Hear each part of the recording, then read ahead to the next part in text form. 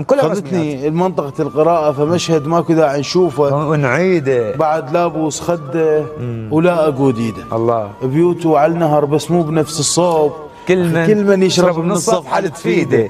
مثل ما عفت وجهه بنص هذاك الخير، نعم، مثل ما عاف وجهي بنص تجاعيده. الله. المشاعر والرزق مو بيد ياهو كان، بس اللي يتعب لهن ربك يزيده. حفرت الحفرة بيدي واعرف ايش مدفون، مثل ما يعرف الاب ضحكة وليد. الله الله. هو احساس يوصل. هم راح تجاوبني وراه؟ نعم. هو حفرت الحفرة بيدي واعرف ايش مدفون، مثل ما يعرف الاب ضحكة وليده. هو احساس يوصل، ماكو داعي صوت. سمعته بقلبي لما قال ما اريد. الله اكبر. سمعته وقلت احس دموع عيني ثقال. هو احساس يوصل، ماكو داعي الصوت. سمعته بقلبي لما قال ما اريد. سمعته وقمت احس دموع عيني ثقال.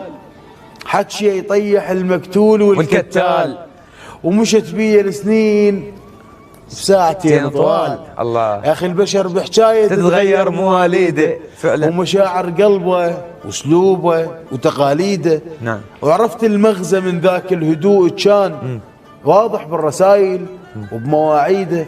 ما حد ما يخاف يفزز العصفور، بس الجاي يمه ورايد يصير. الله شلون تقول